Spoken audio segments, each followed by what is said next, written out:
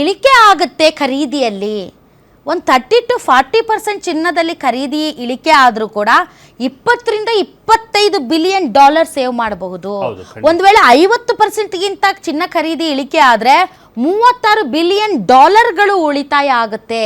So dollar ನಾವು ಖರ್ಚು ಮಾಡೋದು ಕಡಿಮೆ ಆಗುತ್ತೆ ಅಂತ ಎಲ್ಲರೂ ಅಂದ್ಕೊಂಡಿದ್ರು. ಬಟ್ ಇವತ್ತಿನ ಮಾರ್ಕೆಟ್ನ ಏರಿಳಿತಗಳು ನೋಡ್ತಾ ಇದ್ರೆ ಸರ್ ಆ ಥರದ ಲಕ್ಷಣಗಳು ಕಾಣ್ತಾ ಇಲ್ಲ. ಆ ಥರದ ಲಕ್ಷಣ ವಿಲ್ ಕಮ್ ಬ್ಯಾಕ್.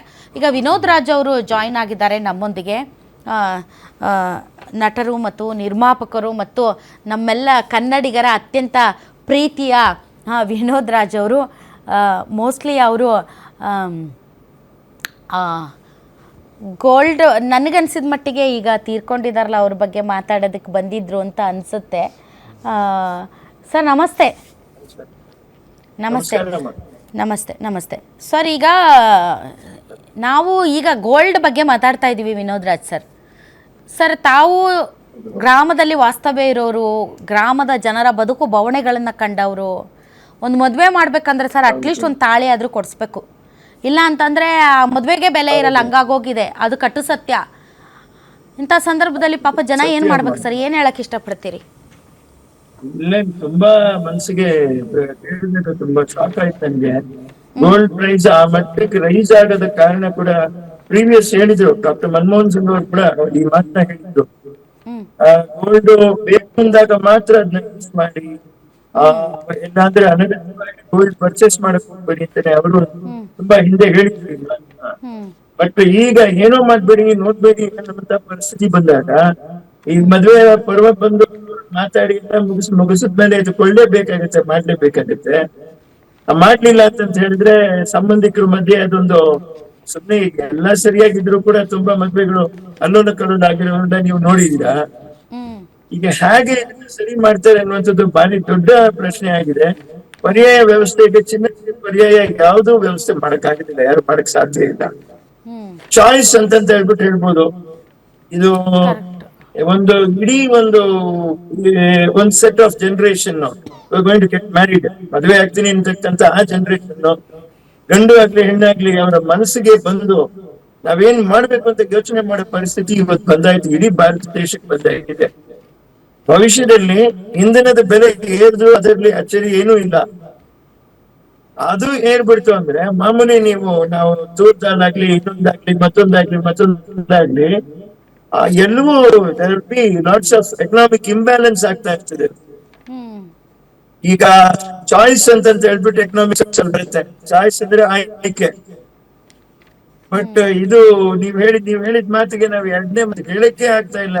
ಇದು ಸುಮಾರು ಸರಿ ಎಲ್ಲಾರ್ಗು ನಾನು ಹೇಳ್ತಾ ಇದ್ದೀನಿ, ಏನ್ ಬಾರೋ ಮಾಡಿದೀರಾ ನೀವು? ಸಿ, ಬರೀ ಗೋಲ್ಡ್ ಮೇಲೆ ನನ್ ಸರಿನೋ ತಪ್ಪು ನನ್ಗೆ ಗೊತ್ತಿಲ್ಲ, ಅವ್ರು ಇದ್ ಮಾಡ್ಲಿ. ಬರೀ ಗೋಲ್ಡ್ ಮೇಲೆ ಮಾತ್ರ ನಾವು ಬರ್ಡನ್ ಹೇರೋ ಆಗಿಲ್ಲ. ಇಂಟರ್ನ್ಯಾಷನಲ್ ಮಾನಿಟರಿ ಫಂಡ್ ಇಂದ ವೈಟ್ ಪೇಪರ್ಸ್ ಡಿಕ್ಲೇರ್ ಮಾಡ್ಬೇಕು, ಆಮೇಲೆ ವರ್ಲ್ಡ್ ಬ್ಯಾಂಕ್ ಇಂದ ವೈಟ್ ಪೇಪರ್ಸ್ ಡಿಕ್ಲೇರ್ ಮಾಡ್ಬೇಕು. ಕರೆಕ್ಟ್ ಆಗಿ ನಾವು 2014ರಿಂದ ಅಥವಾ ಟೋಟಲ್ ಪೀರಿಯಡ್ ಆಫ್ ದಿಸ್ 25 ವರ್ಷದಿಂದ ಸಂಪೂರ್ಣವಾಗಿ ಏನನ್ನ ಸಾಲವಾಗಿ ನಾವು ಡಾಲರ್ಸ್ ರೂಪದಲ್ಲಿ ಪಡ್ಕೊಂಡಿದೀವಿ ಅನ್ನುವಂಥದ್ದು ನಮ್ಗೆ ಲೆಕ್ಕನೇ ಇಲ್ಲ. ನಾನು ಸರಿ ಇದೀನೋ ತಪ್ಪಿದೇನೋ ಕರೆಕ್ಟ್ ಮಾಡ್ರಿ, ನೀವು ತಿರುಗಿ ಕರೆಕ್ಟ್ ಮಾಡ್ರಿ. ಯಾಕಂದ್ರೆ everything is to be checked. ಒಬ್ಬ ನಾಗರಿಕ ಹೇಗೆ ನಮ್ಮನ್ನ ನೀವು ಟ್ಯಾಕ್ಸ್ ಕಟ್ಟಿ ಆದಾಯ ತೆರಿಗೆ ಕಟ್ಟಿದ್ರ, ಫಸ್ಟ್ ಇನ್ಸ್ಟಾಲ್ಮೆಂಟ್ ಕಟ್ಟಿ, ಸೆಕೆಂಡ್ ಇನ್ಸ್ಟಾಲ್ಮೆಂಟ್ ಕಟ್ಟಿ, third instalment, fourth returns file ಮಾಡಿ ಅಂತ ಹೇಳ್ಬಿಟ್ಟು ಹೇಳ್ತಾರೆ. ಈಗ ನಾವೆಲ್ಲವನ್ನೂ ಮಾಡ್ತೀವಿ, ಮಾನ ಮರ್ಯಾದೆ ಪ್ರಶ್ನೆ ಇದು, ನಾವು ಕೇವಲ ಆಗ್ಬಾರ್ದು, ನಮ್ಗೆ ನೋಟಿಸ್ಗಳು ಬರ್ಬಾರ್ದು ಅನ್ನೋದಕ್ಕೋಸ್ಕರ ನಾವೆಲ್ಲರೂ ಮಾಡ್ತೀವಿ. ಇವತ್ತು ಈ ನೋಟಿಸ್ಗಳನ್ನ ತಪ್ಪಿಸ್ಕೊಳ್ಳೋಕೋಸ್ಕರ ಜಾಗ ಮಾರಿದ್ದನ್ನ ಕೂಡ ನಾನು ತಗೊಂಡೋಗಿ ಟ್ಯಾಕ್ಸ್ ಕಟ್ತಾ ಇದ್ದೆ. ಇವತ್ತು ನನ್ನ ಪರಿಸ್ಥಿತಿ ಆ ರೀತಿ ಇದೆ. ನ್ಯಾಯವಾಗಿ ಕಟ್ಬೇಕು. ಈಗ ಅವ್ರು ಹೇಳಿದ್ರು ನ್ಯಾಯವಾಗಿ ಕಟ್ಟೋರು ತುಂಬಾ ನೊಂದ್ಕೋತಾರೆ ಅಂತ ಹೇಳ್ಬಿಟ್ಟು. ಇದು ನಮ್ಗಾಗಿರುವಂತ ಕಾಮನ್ ಮ್ಯಾನ್. ಅದಕ್ಕೆ ನಾನು ಹೇಳ್ತಾ ಇದ್ದೀನಿ, international monetary fund emotionally Narendra Modi ಅವರು ಬಂದ್ಬಿಟ್ಟು ಕೆಲವೊಂದು ಮಿತವ್ಯಯಗಳ ಬಗ್ಗೆ, ಒಂದು ಅಷ್ಟಸೂತ್ರಗಳ ಬಗ್ಗೆ ಮಾತಾಡೋದ್ರ ಜೊತೆಗೆ ನನ್ಗೆ ಗೊತ್ತಿಲ್ಲ ಉತ್ತರ ಭಾರತದ ಭಾಗದಲ್ಲಿ ಬಂಗಾರಕ್ಕಷ್ಟು ಬೆಲೆ ಇದೆಯೋ ಇಲ್ವೋ, ಅಥವಾ ಭಾವನಾತ್ಮಕವಾಗಿ ಮದುವೆ ಸಮಾರಂಭಗಳಲ್ಲಿ ಯೂಸ್ ಮಾಡ್ತಾರೋ ಇಲ್ಲೋ ಗೊತ್ತಿಲ್ಲ. ಬಟ್ ದಕ್ಷಿಣ ಭಾರತದಲ್ಲಿ ಅಟ್ಲೀಸ್ಟ್ ತಾಳಿ ಬಂಗಾರದ್ದೇ ಹಾಕ್ತಾರೆ. ಎಂಥ ಕಡುಬಡವರಾಗ್ಲಿ ನಿರ್ಗತಿಕರಾಗ್ಲಿ ತಾಳಿನೂ ಒಂದು ಸಣ್ಣದಾದ್ರೂ ಒಂದು ಗುಲಗಂಜಿ ಅಷ್ಟಾದ್ರೂ ತಾಳಿ ಅಂದ್ರೂ ಅವರು ಬಂಗಾರದ್ದು ಹಾಕ್ತಾರೆ. ಈ ಮದುವೆ ಮಾಡ್ಕೊಳ್ಳೋ ವರಗಳಿರ್ತಾರಲ್ರಿ ಸರ್, ಮದುಮಗನಿಗೂ ಒಂದು ರಿಕ್ವೆಸ್ಟ್ ಮಾಡ್ಬೇಕು ನರೇಂದ್ರ ಮೋದಿ ಅವರು, ನೋಡ್ರಪ್ಪ ನೀವು ಒಂದು ಶಬ್ದ ಮಾಡ್ಬಿಡ್ರಿ ನಾಳೆಯಿಂದ. ಬಂಗಾರ ಹಾಕೊಂಡ್ಬಂದ್ರೆ ಮಾತ್ರ ಮದುವೆ ಆಗ್ತೀನಿ ಅನ್ನಂಗಿಲ್ಲ, ಬಂಗಾರ ಬಿಡ್ರಿ ಅಂಥೇಳಿ ಅರ್ಥ ಒಂದು ಕಮಿಟ್ಮೆಂಟ್ ಮಾಡ್ಕೊಬೇಕು ತಗೊಂಡ್ಬಿಡ್ಬೇಕು ಪರಿಸ್ಥಿತಿ ನೋಡ್ರಿ. ಈಗ. ಮುಂದಿನ ದಿನ ಉಗಾದಿ ಹಬ್ಬಕ್ಕೆ ಹೋಳಿಗೆನೂ ತಿನ್ಬೇಡಿ ಅಂತಾರೇನೋ, ಅವತ್ತೇ ತಿನ್ಬೇಕಾ? ಸದ್ಯ ಹೊಸ್ತಾಗಿ ಕೇಳಲಿಲ್ಲ. ನಾನೇ ಕೂಡ ನನ್ನ ಮಗನ ವಿಷಯ ಕೂಡ ನಾನು ಹೇಳಿ ಸರ್, ಹೇಳಿ ಸರ್. ನನ್ನ ಮನೆಯಲ್ಲಿ ಕೇಳಿದ್ರು, ಅದೇ ಸೊಸೆಗೆ ಏನೋ ಮಾಡಿದ್ವಿ ಫಸ್ಟ್ ಇವ್ರು ಜೀವನ ಮಾಡಿದ್ರೆ ಸಾಕಾಗೋಗಿದೆ, ಹ್ಮ್ ಚಿನ್ನ ನಾವೇನ್ ಕೊಡ್ತೀವೋ ಅದು ಮಾರಕ್ಕೆ ಅನ್ನುವಂಥದ್ದು ಆಗ್ಬಾರ್ದು, ಧರಿಸ್ಕೊಂಡು ಸಂತೋಷ ಪಡಕ್ಕಿರ್ಬೇಕು. ಹ್ಮ್ ಅದನ್ನ ವಹಿವಾಟಕ್ಕೆ ಉಪಯೋಗಿಸ್ಕೊಂಡಾಗ ಅಯ್ಯೋ ಮೈಯಲ್ಲಿರೋ ಚಿನ್ನ ತೆಗೆದು ನಾನು ಅಡಗಿಸ್ಬಿಟ್ಟು ನಾನು ಇವತ್ತು ಜೀವನ ಮಾಡೋ ಪರಿಸ್ಥಿತಿ ಬಂತ ಅದಕ್ಕೋಸ್ಕರ ಚಿನ್ನ ಉಪಯೋಗ ಆಗ್ಬಾರ್ದು. ಹ್ಮ್ ಅದಕ್ಕಿಂತ ಹೆಚ್ಚಾಗಿ ಮನುಷ್ಯನ ಹತ್ರ ಹಣಕಾಸು ಕರೆಕ್ಟ್ ಆಗಿರ್ಬೇಕು, ಲಿಕ್ವಿಡಿಟಿ ಕರೆಕ್ಟ್ ಆಗಿರ್ಬೇಕು. ಹ್ಮ್ ಆ ಲಿಕ್ವಿಡಿಟಿ ಹ್ಯಾಕ್ ಬ್ಯಾಲೆನ್ಸ್ ಮಾಡುದು, middle class people, upper middle class people, lower middle class people, ಮೂರು ಜನನು ಏನ್ ಮಾಡ್ತಾ ಇದ್ದಾರೆ, ಅವ್ರು ಬರೋ ಸ್ಯಾಲ್ರಿ ಏನ್ ಸ್ಯಾಲ್ರಿ ಪೇಡ್ ಇದೆಯಲ್ಲ ಅದರಲ್ಲಿ ಇದನ್ನೆಲ್ಲ ಮಾಡ್ಕೋಬೇಕು ಅಂತ ಎಲ್ಲ ಕ್ಯಾಲ್ಕುಲೇಟ್ ಮಾಡ್ತಾರೆ. ಬಟ್ ಅದೆಲ್ಲೋ ಹೋಗಿ ಆ ಆದಾಯ 8 ಆಣೆ ಖರ್ಚು 10 ಆಣೆ ಆಗ್ತಾ ಇದೆ. ಇವಾಗ ಸರ್, ಈಗ ಎಂಟರ್ ನೋಡಿ ಇಂಡಿಯನ್ ಸರ್, ಕಂಡೀಷನ್ ಗ್ಯಾಸ್ ಬೆಲೆ ಜಾಸ್ತಿ ಆಯ್ತು, ಇನ್ನು ಬರೋ ದಿನಗಳಲ್ಲಿ ಪೆಟ್ರೋಲ್ ಡೀಸೆಲ್ ಬೆಲೆನೂ ಜಾಸ್ತಿ ಆಗುತ್ತೆ, ಆದಾಯ ಜಾಸ್ತಿ ಆಗೋದಿಲ್ಲ ಸರ್. ಹೌದು. ಬೆಂಗಳೂರಿನಂತ ಮಹಾನಗರದಲ್ಲಿ ಸರ್ ಈಗ ಒಂದು ಮನೆ ಬಾಡಿಗೆ ಮತ್ತು ಹೆಲ್ತ್ ಮಕ್ಕಳ ಫೀಸ್ ಅಲ್ಲಿಗೆ ಮುಗಿದೋಯ್ತು ಸರ್. ಪರಿಸ್ಥಿತಿ ಈ ಹಣದುಬ್ಬರ ಮತ್ತು ಬೆಲೆ ಏರಿಕೆಯಿಂದಾಗಿ middle class lower middle class ಜನ ಬದುಕೋದು ಭಾಳ ಕಷ್ಟ ಇದೆ ಸರ್. ನಾವು ಸ್ಟುಡಿಯೋದಲ್ಲಿ ಮಾತಾಡೋಷ್ಟು ಈಸಿ ಇಲ್ಲ, ಮತ್ತು ಲ್ಯಾಪ್ಟಾಪ್ ಮೊಬೈಲ್ ಇಟ್ಕೊಂಡು ಕೊಡ್ತಾರಲ್ಲ ಇಲ್ಲ. ಸರ್ ಸೋಷಿಯಲ್ ಮೀಡಿಯಾದಲ್ಲಿ, ಇಲ್ಲ ರೀ. ಅವ್ರು ಹೇಳೋಷ್ಟು ಈಸಿ ಇಲ್ಲ ಸರ್ ಸತ್ಯ ಅದು. ಜನಸಾಮಾನ್ಯರ ಬದುಕು. ಅಲ್ವೇ ಇಲ್ಲ. ನಾನೇ ನನ್ ಮಗನ ಕೂಡ ಒಂದ್ ಮಾತು ಹೇಳಿದೆ, ನೋಡಪ್ಪ ಚಿನ್ನ ಬೆಳ್ಳಿ ಇದನ್ನೆಲ್ಲ ನೀನ್ ಜಾಸ್ತಿ ಆಸೆ ಪಡ್ಬೇಡ, ಜೀವನ ಮಾಡ್ರಿ, ಆ ಜೀವನಕ್ಕೆ ಬೇಕಾಗಿರೋದಕ್ಕೆ ನಾವು ಕೊಡ್ತೀವಿ, ಅದಕ್ಕೆ ಇರೋದ್ರಲ್ಲಿ ಅನುಸರಿಸ್ಕೊಂಡು ಜೀವನ ಮಾಡ್ರಿ ಅಂತ ಅಷ್ಟೇ ಹೇಳಿದೀನಿ ನಾನು. ಏನ್ ಮದುವೆ ಇಷ್ಟೇ ಮಾಡ್ತಿದ್ರಿ ಬೇಕು ಮಗಂದು? ಹೀಗೆ ಬೇಕು ಹಾಗೆ ಬೇಕು ಅಂತ ಡಿಮ್ಯಾಂಡ್ ಮಾಡ್ಬೇಡಿ ಯಾರು ಅಂತ ಹೇಳ್ಬಿಟ್ಟು ಹೇಳಿದ್ದೀನಿ ನಾನು. ಮಗಂದೇನು ಮದುವೆ ಮಾಡ್ತಿದ್ದೀರಿ ಸರ್?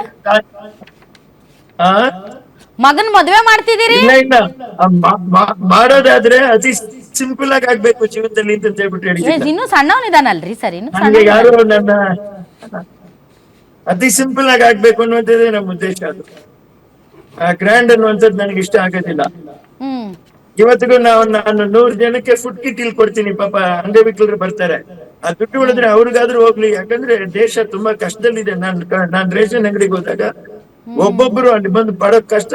ಮೊನ್ನೆ ಪೇಂಟ್ರಿಗೆ ನಾನು ರೇಷನ್ ಕಿಟ್ ಕೊಟ್ಟಿದ್ದೀನಿ, ಕೆಲಸ ಇಲ್ಲಪ್ಪ ನೆಕ್ಸ್ಟ್ ಬಾ ನಾನು ನೋಡ್ತೀನಿ ಅಂತ ಹೇಳ್ಬಿಟ್ಟು ಹೇಳಿದ್ದೀನಿ. ಈ ರೀತಿ ಪರಿಸ್ಥಿತಿಗಳು ತುಂಬಾ ಹತ್ರ ಆಗಾಗ ಕಾಣಿಸ್ತಾ ಇದೆ ಕಣ್ಮುಂದೆ.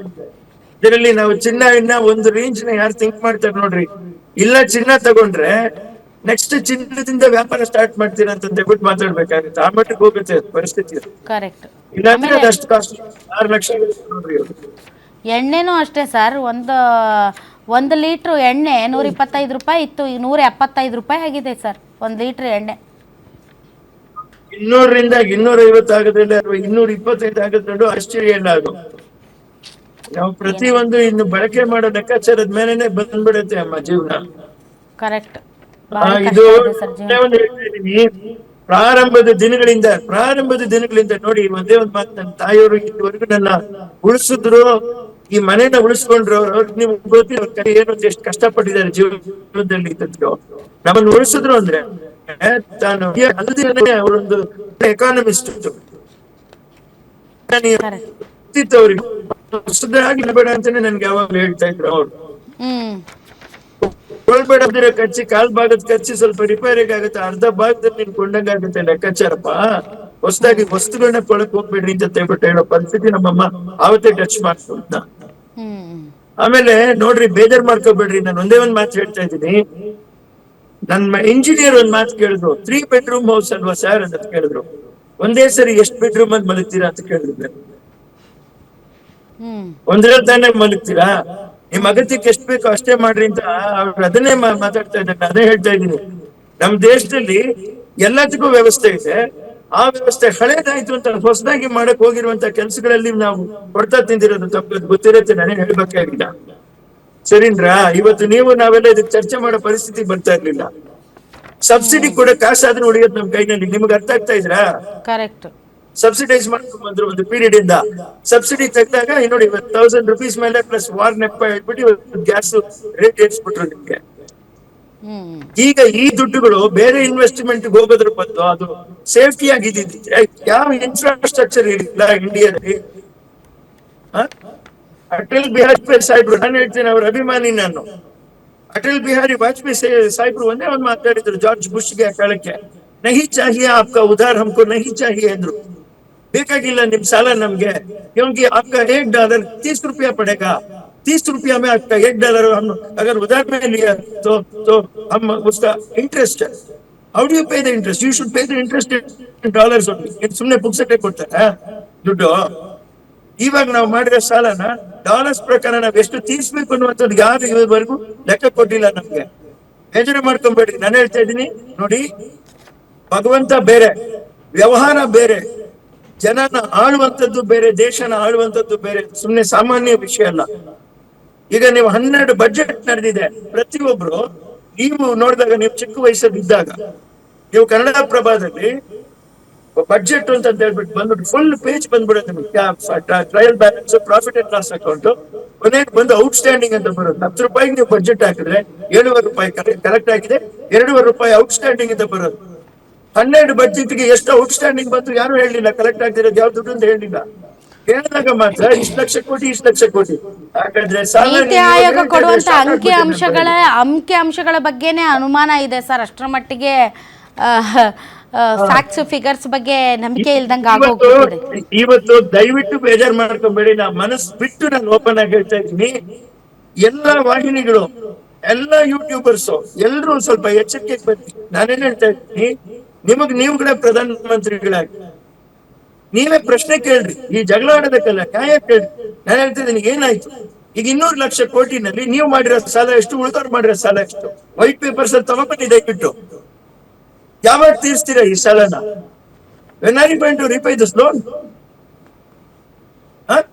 ಹೈಕ್ ಆಗೋಗ್ಬಿಟ್ರೆ ಪ್ರೈಸು, ನೀವು ಹೇಳ್ತಾ ಇದ್ದೀರಲ್ಲ, ಟಿವಿನಲ್ಲಿ ಮಾತಾಡಿದಷ್ಟು ಸುಲಭ ಅಲ್ಲ ಅಂತ, ಅಷ್ಟು ಟೆನ್ಷನ್ ಆಗಿ ನಾವು ಮಾತಾಡ್ತಾ ಇದ್ದೀವಿ. ಇವತ್ತವರೆಗೆ ನಾ ಊಟ ಮಾಡ್ತೀನಿ, ನನ್ ಕೊನೆ ಉಸಿರವರೆಗೆ ಎಲ್ಲ ಎತ್ತಾಗ್ತಾರೆ, ಎಲ್ಲ ಹೋಗ್ತೀನಿ ನಾನು, ಪರವಾಗಿಲ್ಲ. ಬಟ್ ಜನಸಾಮಾನ್ಯರು ಒಳ್ಳೇದಾಗತ್ತೆ, ಒಳ್ಳೆ ದಿನಗಳು ಬರ್ಬೋದು ಅಂತ ಊಹಿಸ್ಕೊಂಡು ಕೂತ್ಕೊಂಡಿರುವ ಜನಗಳ ಗತಿ ಏನ್ರಿ? ನೀವು ಹೇಳಿ, ನನಗೆ ಉತ್ತರ ಕೊಡ್ರಿ, ನನ್ಗೆ ಆಗ್ತಾ ಇಲ್ಲ. ನಾ ಪ್ರತಿಯೊಬ್ಬರು ಇದನ್ ಕೇಳ್ರಿ, ಇದನ್ ಬಿಟ್ಟು ಬೇರೆ ಏನ್ರಿ ಮಾಡ್ತೀರಾ? ಜೀವನ ಮಾಡಕ್ ದಾರಿ ಇಲ್ಲ, ಜಗಳ ಮಾಡ್ಕೊಂಡು ಕೂತಿದೀವಿ, ನಾವ್ ಏನಿದು ಪರಿಸ್ಥಿತಿ ಅಂತ ಕೇಳಿದ್ ನಾನು. ನಿಮ್ಗೆ ಅರ್ಥ ಆಗ್ತದೆ ದಯವಿಟ್ಟು? ನನಗೆ ಅರ್ಥ ಆಯ್ತು ಸರ್. ಈಗ ನೀವ್ ಹೇಳೋ ಪ್ರಪಂಚ ಈಗಿಲ್ಲ ಸರ್. ಹೊಗಳಿದ್ರೇನೆ ಒಳ್ಳೆಯವರು, ಹೊಗಳಿಲ್ಲ ಅಂತಂದ್ರೆ ಅವರಷ್ಟು ಕೆಟ್ಟವ್ರು ಈ ಪ್ರಪಂಚದಲ್ಲಿ ಯಾರು ಇಲ್ಲ. ಅವ್ರು ಈ ಸಮಾಜದಲ್ಲಿ ಬದುಕೋಕ್ಕೂ ಕೂಡ ನಾಲಾಯಕರು ಅನ್ನೋ ಲೆವೆಲ್ಗೆ ತಂದುಬಿಟ್ಟಿದ್ದಾರೆ ಸರ್. ಎಲ್ಲರನ್ನೂ ಹೊಗಳ್ಬೇಕು, ರಾಜ್ಯ ಸರ್ಕಾರ, ಕೇಂದ್ರ ಸರ್ಕಾರ, ನಾಯಕರುಗಳು ಎಲ್ಲರಿಗೂ ಸಲ ಮುಡಿಬೇಕು, ಎಲ್ಲರನ್ನೂ ಹೊಗಳ್ಬೇಕು. ಪ್ರಶ್ನೆ ಅಂತೂ ಕೇಳಂಗಿಲ್ಲ. ಪ್ರಶ್ನೆ ಕೇಳಿಬಿಟ್ರೆ ಮುಗುದೇ ಹೋಯ್ತು. ನಾವು ಈ ಪತ್ರಕರ್ತರಾಗೋದಕ್ಕೆ ನಾಲಾಯಕ ಅನ್ನೋ ಲೆವೆಲ್ ಮಾಡ್ಬಿಡ್ತಾ ಇದ್ದಾರೆ. ಯಾರು ನಾಲಾಯಕ ಆಗಕ್ ಸಾಧ್ಯ ಇಲ್ಲ. ಒಂದಲ್ಲ ಒಂದು ದಿವಸ ಕೈಯಲ್ಲಿ ಹಣ ಇಲ್ಲದೆ ಇದ್ದಾಗ ನಾಲಾಯಕಿ ಅವರು, ಲಾಯಕಿ ಅವರು, ಯಾಕೆ ಈ ತರ ಮಾಡಿದೆ ಅಂತ ಇವಾಗ ಒಬ್ಬೊಬ್ರು ನೀವು ಕೇಳ್ತಾ ಇದ್ದ. 200 ಲಕ್ಷ ಕೋಟಿ ಅಂತ ನೆನ್ನೆ ತಮಿಳ್ನಾಡಿನಲ್ಲಿ ಒಂದು ಚಾನೆಲ್ ನಲ್ಲಿ ಹೇಳ್ತಾ ಇದ್ರೆ, ನೀವು 250 ಲಕ್ಷ ಕೋಟಿ ಅಂತ ಹೇಳ್ತಿದ್ರೆ ಶಾಕ್ ಆಗಲ್ವೇನ್ರಿ? All of a sudden bank ಅಲ್ಲಿ ಏನ್ ಗೊತ್ತಾ ನಿಮ್ಗೆ, ಸೆಕೆಂಡ್ ಲಾಕ್ ಡೌನ್ ಹೆಂಗಿರ್ಬೋದು ಅಂತ ನಾನು ಹೇಳ್ತೀನಿ ನಿಮ್ಗೆ. ಡಿಮಾನಿಟೈಸೇಷನ್ ಆದಾಗ ಇಷ್ಟೇ ವಿಡ್ರಾಯಲ್ ಮಾಡ್ಬೇಕು ಅಂತ ಹೇಗೆ ಹೇಳಿದ್ರು ನೋಡ್ರಿ, ಅದೇ ರೀತಿ ಅಷ್ಟೇ ವಿಡ್ರಾಗುತ್ತೆ ನಿಮ್ ಪರಿಸ್ಥಿತಿ. ಅರ್ಥ ಆಗ್ತಾ ಇದ್ರೆ ತಮ್ಗೆ? ಇದಕ್ಕೆಲ್ಲದಕ್ಕೂ ನಾವು ರೆಡಿ ಆಗ್ಬೇಕು. ನಾನ್ ಲೈಫ್ ಅನ್ನೇ ಪೋಸ್ಟ್ ಪೋನ್ ಮಾಡುವಂತ ಪರಿಸ್ಥಿತಿ ಇದೆಯಮ್ಮ. ಹುಡುಗಾಟ ಅಲ್ಲ, ನೀವೇನ್ ಆಂಬಿಷನ್ಸ್ ಎಲ್ಲ ಪೋಸ್ಟ್ ಪೋನ್ ಆಗ್ಬೇಕಾಗುತ್ತೆ. ಇದು ಪರಿಸ್ಥಿತಿ. ಯಾರು ಅರ್ಥ ಮಾಡ್ಕೊಳ್ಳ, ಅದು ಬೇರೆ ಮಾಡ್ಕೊಳ್ಳೋದು. ನೀವು ಎಚ್ಚರಿಕೆ ಗಂಟೆ ಕೊಟ್ಟಿದ್ರ ಕರ್ನಾಟಕದಲ್ಲಿ, ತುಂಬಾ ಒಳ್ಳೆ ಮಾತು. ಇನ್ನೂ ಎಷ್ಟೋ ಜನಕ್ಕೆ ಅದು ಅರ್ಥ ಆಗಲ್ಲ ನೋಡಿ. ಯೂರಿಯಾ ಸಿಕ್ಕಲ್ಲ ಇವತ್ತು, ಅಂದ್ರೆ ಅದು naphtha, petroleum product. Naphtha is urea. ಸಿಗಲ್ಲ, ಅದು ಕಷ್ಟ. ಸಾವಯವ ಕೃಷಿ ಮಾಡಿ, ಅದಕ್ಕೆ ಪರ್ಯಾಯ ಸಾವಯವ ಕೃಷಿ ಮಾಡಿ, ತುಂಬಾ ಒಳ್ಳೇದು. ಈಗ ಇದು ಬೆಳೆದಂತ ಬೆಲೆಗೆ ಬೆಂಬಲ ಬೆಲೆ ಇಲ್ಲ, MSP ಇಲ್ಲ. ನೀವು ಸಾವಯವ ಮಾಡಿ, ಅದು ಮಾಡಿ, ಇದು ಮಾಡಿ, ಪ್ರಯೋಗ ಮಾಡಿ ಅನ್ನೋದಕ್ಕೆ ಈಗ ರೈತರು ಪ್ರಯೋಗ ಮಾಡಿ ಜೀವನ ಕಟ್ಕೊಳ್ಳುವಂತ ಪರಿಸ್ಥಿತಿ ಇಲ್ಲ. ಈಗ ಬೆಳೆಯುವಂತ ಟೈಮ್, ಮುಂಗಾರು ಆರಂಭ ಆಗುತ್ತೆ. ಹೌದು. ಇದು 1 ಮೂಟೆ ನೀವು ಯೂರಿಯಾ ತಗೊಂಡ್ರೆ ಅದು 4 ಮೂಟೆ ನೀವು ತಗೋಬೇಕಾದ್ರೆ ವ್ಯವಹಾರನೇ ಮಾತಾಡೋಣ. ಅರ್ಥ ಆಯ್ತಾ? 1:4. ಅದು 4 ಮೂಟೆ ತಗೊಂಡ್ರೆ ಯೂರಿಯಾ ಅಷ್ಟು ಸ್ವಲ್ಪ ಕೆಲಸ ಮಾಡ್ಬೋದು. ಅವಲ್ಲಿ 80% ಕೆಲಸ ಮಾಡುತ್ತೆ, 100% ಮಾಡಲ್ಲ. ಸರಿನಾ? ಭೂಮಿ ಅದಕ್ಕೆ ಒಳಗೋಗಿದೆ. ಪಿ ಎಚ್ ಲೆವೆಲ್ ರೈಸ್ ಆಗೋಗ್ಬಿಟ್ಟಿದೆ, hmm soil P H level. ಹ್ಮ್ ಇವೆಲ್ಲ ಪರಿಸ್ಥಿತಿ, ನೀವು ಇನ್ನೂ ಅಷ್ಟು ಕೇಳಬೇಕು. Principle of economics by C Shukla and D S book ಕೊಡು, please read this, you will get lots of knowledge ಅಂತ. ಜೀವನದಲ್ಲಿ ಇವತ್ತು ನಿಮ್ಗೆ ಚಾಯ್ಸ್ ಅಂತ ಹೇಳಿದೆ, ಆಯ್ಕೆ ಅಂತ ಹೇಳಿದೆ, ಆಯ್ಕೆನೇ ನಮ್ಮ ಜೀವನದಲ್ಲಿ ಮಾಡ್ಕೊಂಡು ಹೋಗ್ಬೇಕು. ಎಲ್ಲಿವರೆಗೂ ಬಂತು ನೋಡ್ರಿ, ಒಂದು ಲೇಔಟ್ ಮಾಡ್ತಾರೆ ಇವತ್ತು, ನಿಮ್ಗೆ 20 ಒಂದು ಸೈಟ್ ಮಾಡ್ತಾ ಇದಾರೆ, ಆ ಮಟ್ಟಿಗೆ ಬಂದ್ಬಿಡ್ತು. ಸರಿನಾ? PMRDA ಬೇಕು ಅಂದ್ರೆ ಸಾಲ ಮಾಡಿನೇ ನೀವು ಕೊಡ್ಬೇಕಂತ ಸೈಟ್ ಕೊಡ್ತೀರಾ, ಸಾಲ ಮಾಡಿ ಮನೆ ಕಟ್ತೀರಾ. ಹಂಗಾರೆ ಮನೆ ಸ್ವಂತ ಆಗತ್ತೆ ಯಾವಾಗ? ಮೊಮ್ಮಕ್ಕಳ ಕಾಲಕ್ಕೆ. ಈಗ ಹಂಗೆ ಸರ್, ಮಿಡಲ್ ಕ್ಲಾಸ್ ಅವ್ರು ಯಾರು ಸರ್ ಕಟ್ಟಿದ ಮನೆಯಲ್ಲಿ ಇರ್ತಾರೆ? ಕಟ್ಟಿದ ಮನೆಯಲ್ಲಿ ಮಕ್ಕಳಿಗೆ ಅಂತ ಕಟ್ಟಿಸ್ಬೇಕು ಹೊರತು ನಾವು ಆ ಮನೆಯಲ್ಲಿ ಬಾಳ್ಬೇಕು ಅಂದ್ರೆ ಸಾಲ ಮುಟ್ಸೋಷ್ಟರಲ್ಲೇ ಜೀವನೇ ಹೋಗಿರುತ್ತೆ. ಹಂಗಿದೆ ಮಧ್ಯಮ ವರ್ಗದ ಬದುಕು. ತುಂಬಾ ಕಷ್ಟ. ನಾನು ಈ ಮಧ್ಯದಲ್ಲಿ ಎಲ್ಲಾರ್ಗು ಮತ್ತೆ ನಾ ಗೈಡ್ ಏನ್ ಮಾಡ್ತಾ ಇದ್ದೀನಿ ಅಂದ್ರೆ, ಇಂಡಿಯಾದಲ್ಲಿ ಇರೋದು ನಿಮ್ಗೆ ಮೂಲ ಪೋಸ್ಟ್ ಆಫೀಸ್ ಸ್ವಲ್ಪ ಅದರಲ್ಲಿ ನಿಮ್ಗೆ ಸೋರ್ಸ್ ಕೊಟ್ಟಿದ್ದಾರೆ. LIC ಇದೆ, ಮಂತ್ಲಿ ಇನ್ಕಮ್ ಸ್ಕೀಮು, ಕೆಲವು ಪೆನ್ಷನ್ ಸ್ಕೀಮ್ ಇದೆ. ಅದು ಅದರಲ್ಲಿ ಇರೋದ್ರಲ್ಲಿ ಬ್ಯಾಲೆನ್ಸ್ ಮಾಡ್ಕೋಬೇಕು. ನಿಮ್ಗೆ ಅದಕ್ಕೂ TDS ಒಂದು ಮಾತ್ರ ಅದಕ್ಕಿಲ್ಲ. ಬ್ಯಾಂಕ್ ಇಂದ ಫಿಕ್ಸ್ಡ್ ಡೆಪಾಸಿಟ್ಸ್ ಎಲ್ಲದಕ್ಕೂ TDS ಬರುತ್ತೆ 10%. ನಿಮ್ಗೆ ತುಂಬಾ ಕಷ್ಟ ಇದೆ. ಈ ಪರಿಸ್ಥಿತಿನಲ್ಲಿ ಎಕಾನಮಿನ ನಾವು ಸ್ಟಡಿಯಾಗಿ ತಗೊಂಡು ಹೋಗ್ತೀವಿ ಅಂತಾನೆ ಗೊತ್ತಿಲ್ಲ. All right sir, thank you very much sir. Vinod Raj sir, guarantee news ಜೊತೆ ಮಾತಾಡಿದ್ರಿ.